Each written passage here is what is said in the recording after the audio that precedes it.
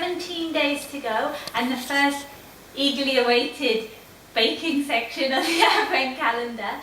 And today we're making Ecclefechan tart. It's kind of like a mince pie, so it's kind of appropriate for Christmas, and it's very close to my heart because I have a bit of a connection to Ecclefechan. When I was at university, I used to go up from Nottingham to Glasgow quite often with the Taekwondo club because we had competitions and things in Glasgow. And for some reason, the tradition, the origins of which is lost in the mist of time, we always used to stop at this Scottish border town called Ecclefechan and have our photo taken, like a team photo in Ecclefechan. I don't know why, but I think someone thought it had a funny name, so it was sort of a bit of a tradition. And then years later, imagine my delight when I discover that there's such a thing as an Ecclefechan tart. And they're delicious and they're very Christmassy because they're, like I say, they're kind of like a mince pie. But unlike a mince pie, you don't have to make your mincemeat sort of weeks and months in advance to let it mature. You know, it's something you can do quite quickly. So that's why I've chosen it for our first recipe. So these are the ingredients. This is what you need. First thing is pastry. You can obviously make your own pastry, but I don't bother. Next is some dried fruit, anything that you like. I'm using just the traditional currants, sultanas and raisins. Some whiskey, nuts if you want, completely optional. I'm going to put in some almonds because I like them. And then the mix is sort of treacle, a bit of orange and lemon zest, light brown sugar, butter, 2 eggs and some double cream. And the other thing that you will need is, if you're going to make one big one, I've got this sort of 20cm tin with a loose bottom. They're quite good to make it in. Or you could, do individual ones, exactly like mince pies, so whichever you prefer. Like I said, you don't need to make it months in advance like you would for mince pies, but it is good to start the day before and just soak your fruit in the whiskey.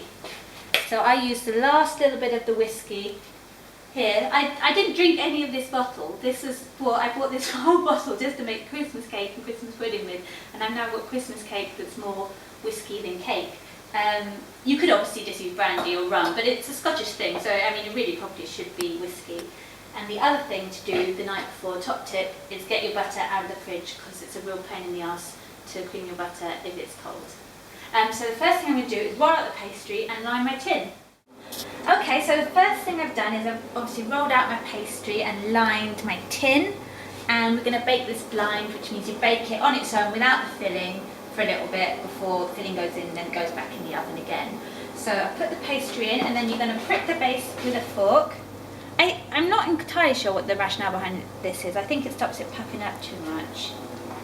And then if you just put it in like that, the base would puff up, so you need to weigh it down with something. And you have baking beans for that. If you're not baking, you haven't got any, just use something like dry rice or lentils or something that's not going to scorch in the oven. It's just going to weigh it down. So I put in some greaseproof paper, and then I put in my beans. Okay, spread them out. And then that goes into a preheated oven, 180 degrees C, for 10 minutes initially.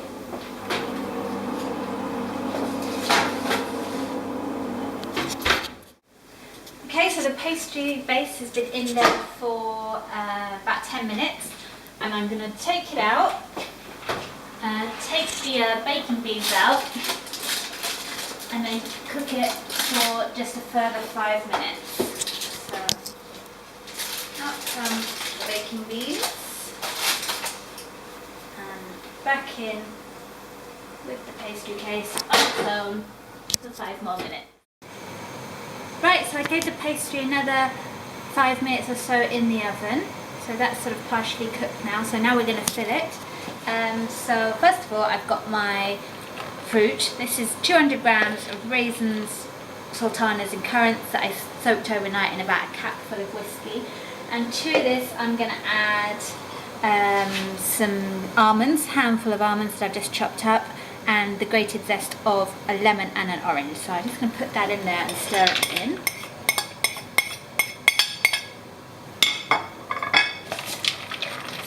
stir all that together.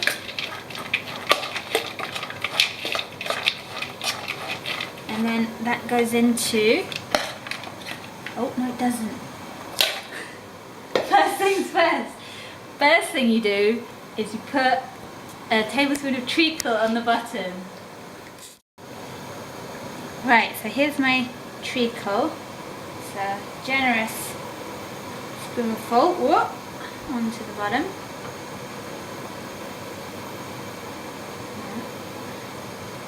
Push that around with the spoon to coat the bottom of the pastry.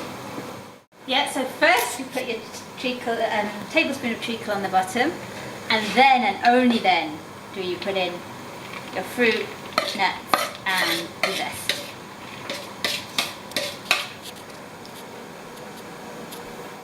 Okay, so the fruit's in the tart case now, and then what you make is a sort of a batter that goes on it, and it sort of so it goes into all the gaps, and that's made of, well, first of all 100 grams of butter and 100 grams of light brown sugar that you just cream together, and this is where it helps if you've remembered to take your butter out of the fridge the night before. Okay, so you can see that I've mixed together the sugar and the butter, and to that I am going to add 100 millilitres of double cream. And that goes.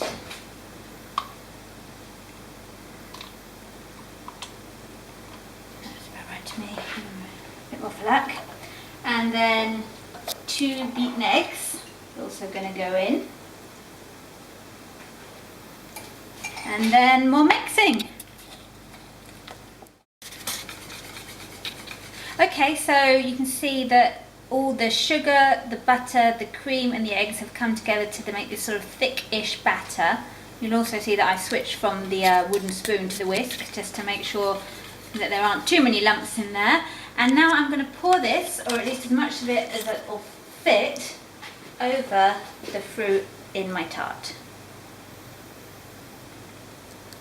Okay, so I poured all the mixture over the fruit and the nuts, and this goes back in the oven, same temperature, 180, for half an hour. Okay, so after half an hour it was still a little bit wobbly in the middle, so I gave it an extra 5 minutes, so it was in there about 35 minutes. And as you can see, a nice sort of crust has formed on the top, and yeah, it looks pretty good, I think. So as you can see, I've taken it out of the tin. It looks alright, I think. It looks quite appetising. I was going to send it off to Colin to take to work and share with his colleagues on Monday, but apparently our friend Janet says she really likes the taste test bit of these videos. So we're going to do the taste test, and Colin's going to tell you what it's like. So here's Colin with a slice, and yeah. What's it like, Carl? More alcoholic.